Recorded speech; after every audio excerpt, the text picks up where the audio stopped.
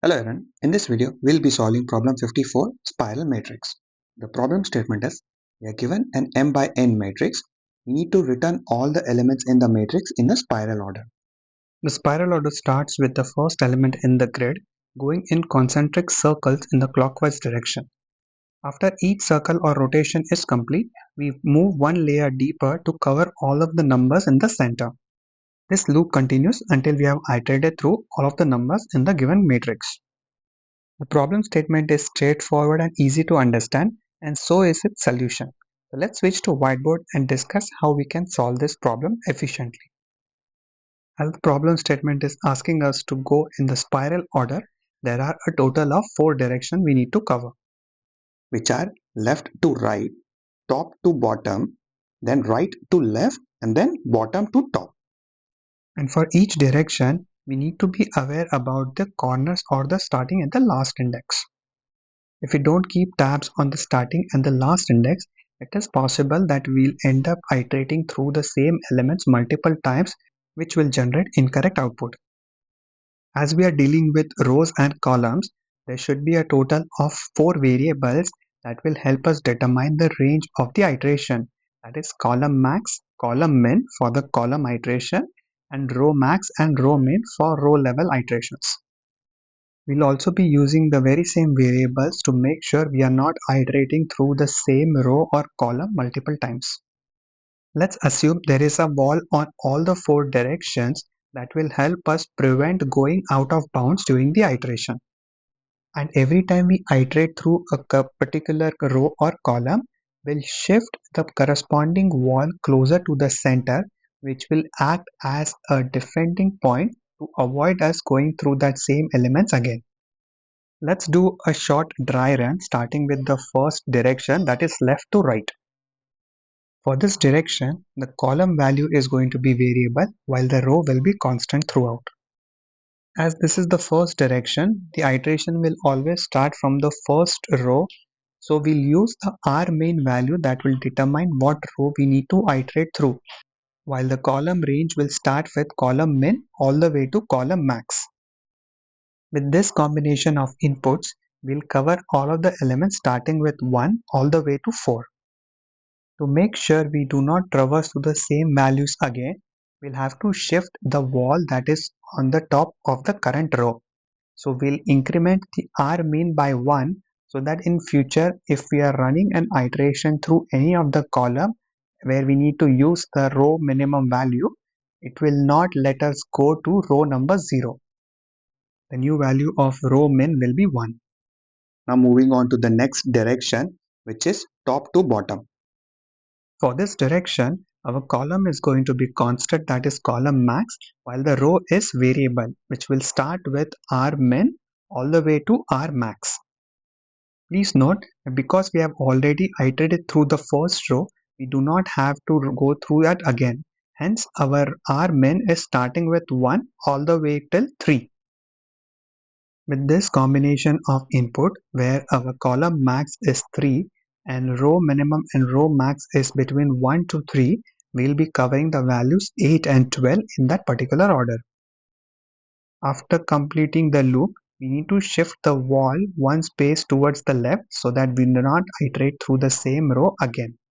As column max is the variable that is determining the wall on the right hand side of the matrix, we'll decrement its value by 1, which will give us the new position of the wall. Next direction is right to left. This is similar to the first direction from left to right, except the difference is that we are moving towards the opposite direction. So our pointer will be decrementing.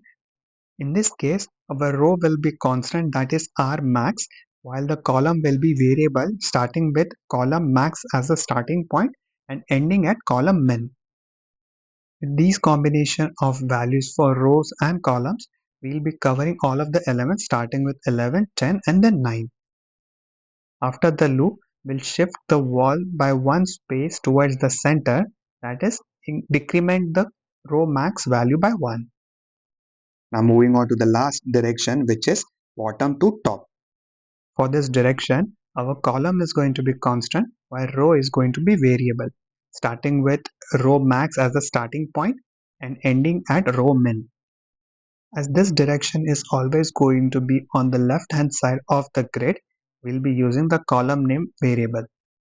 So our column will be 0 while the range for row will be starting with 1, that is R max, and R min will is also 1. So with these input, the number that we are playing with or going to add to the output is 5. Similar to the previous approaches of shifting the wall towards the center, this time we'll be incrementing the column min variable by 1. As we have completed all 4 directions once, we'll repeat the same sequence again until we have iterated through all of the elements in the given matrix. When the size of the output is equal to the product of m and n, that is the number of rows and columns in the original matrix, that's our cue to stop the iteration and return the output. With this solution, our time complexity is O of m into n, where m and n are the rows and columns of the given grid. As we are iterating through the grid only once, the time complexity is going to be same as the product of the rows and columns. While the space complexity is O of 1, as we are only using 4 variables for processing. If we consider the output that we are building throughout the iterations, the space complexity can be said to be O of m into n. I hope you are able to understand how we broke this problem down into smaller sub-problems based on directions and solve them separately. Let me show you how we can implement the very same solution using Python. In this Python solution, I have initialized 4 variables to record the row min, row max, column min and column max values. Setting the corresponding value to 0 and the value of the rows and columns given in the matrix. After that, I am starting a while loop to iterate in all directions until the length of the result is less than the total elements in the grid. Inside the while loop, I am starting with the first direction, that is from left to right, where the column is going to be variable starting with column min until column max, and the row is going to be constant, that is row min. The values that these two combination of pointers are pointing will be saved into this results variable, and after the loop is complete, I am incrementing the row min by 1, that is shifting the wall by 1 space. The next direction is to go in the downwards direction from top to bottom. The column is going to be constant, that is column max, while the row is going to be variable starting with row min until row max. After the loop is complete, I'm shifting the wall one space towards the center by decrementing column max by 1. The next direction is from right to left, where the column is going to be variable starting with column max until column min, and the row is going to be constant, that is row max.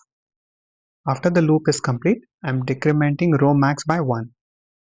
The last but not the least is the upwards direction, which is from bottom to top, where the row is going to be variable starting with row max until row min, and the column is going to be constant, that is column min. After this loop is complete, I'm shifting the wall by 1, that is incrementing column min by 1. Once the while loop is complete and we have iterated through all of the elements in the matrix, I am returning result as our output. This code when submitted on LeetCode beats 100% of the submissions in terms of runtime and nearly 62% in terms of memory. Thank you for watching this video. I hope you are able to understand the explanation. The details to access the source code is available in the description below. Feel free to check that out and I will see you in the next one. Thank you.